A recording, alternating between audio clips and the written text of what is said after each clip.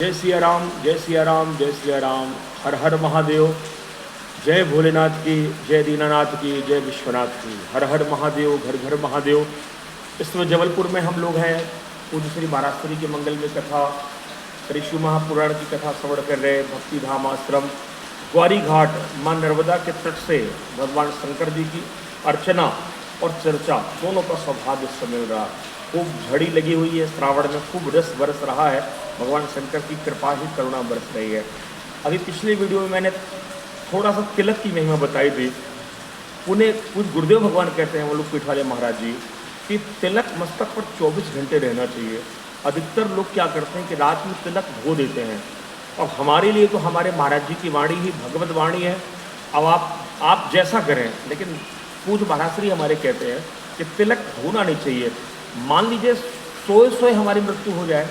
कई ऐसे लोग रहते हैं कि वो रात को सोए और सुबह उठ ही नहीं पाए, तो कम से कम मस्तक पर हमारे तिलक रहेगा तो यमराज आपसे कांपेगा।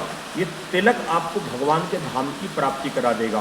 तो हमारे महाराज जी तो कई उदाहरण देते हैं कि कई संत रात्रि में जब 2 बजे 3 बजे उठे, उन्होंने देखा कि मस्तक पर तिलक नहीं था, तो रात्रि को लघु संज्ञा के लिए उठे होंगे, देखे होंगे कि मस्तक पर तिलक नहीं है। तो कई संत का उदाहरण महाराज जी बताते हैं कि रात को तिलक लगाए। तो महाराज जी ने पूछा कि संत भगवान रात्रि को 2 बज रहा है, आप तिलक लगा रहे हैं। तो उन संत ने हमारे महाराज जी को कहा कि प्रभु कहते हैं कि तिलक रहता है तो यमराज दूर दूर तक नहीं आते हैं। मान लीजिए सोए सोए मृत्यु हो गई तो तिलक नहीं रहेगा तो यमराज आएंगे, तो ये तिलक के सहारे हम भगवान के धाम पहुंच जाएंगे।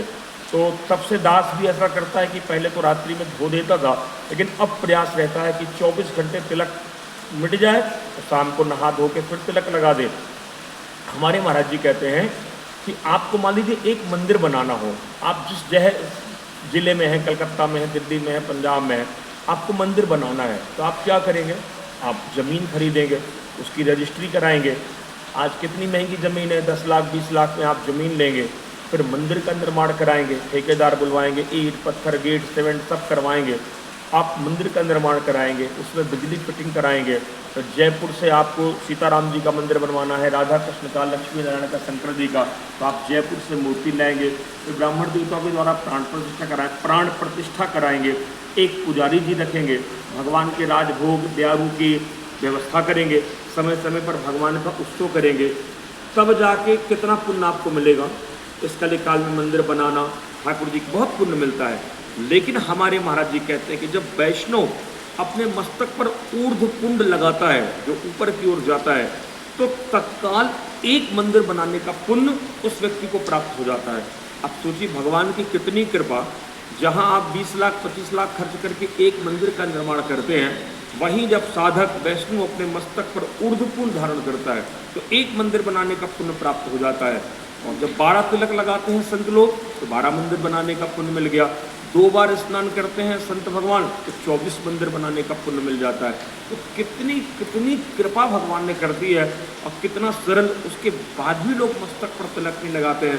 सब कहेंगे भागवत सुन रहे हैं, राम कथा सुन रहे हैं, वृंदावन जा रहे हैं, अयोध्या जा रहे हैं, माथा शमशान के जैसा उनका रहता है।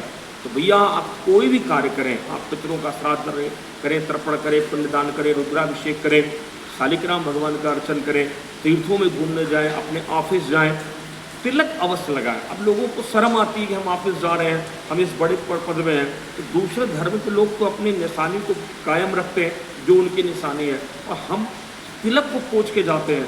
हमने कई बार देखा कि स्कूल में विद्यार्थी टीचर लोग पूछवा देते हैं, बड़े बड़े पद पे अधिकारी हो जाते हैं, हमें ड्यूटी में जाना है, इस पद पे ड्यूटी है, अपना तिलक पूछ देते हैं, वो तिलक नहीं लगाते हैं। तो तिलक की हमारे यहाँ बड़ी महिमा है। आप तक माथे पे तिलक नहीं है तो कोई भी शुभ कार्य उसका पूरा फल आपको नहीं मिलेगा। तो प्रतिज्ञा पूर्वक तिलक अवश्य धारण करना चाहिए वैष्णव को।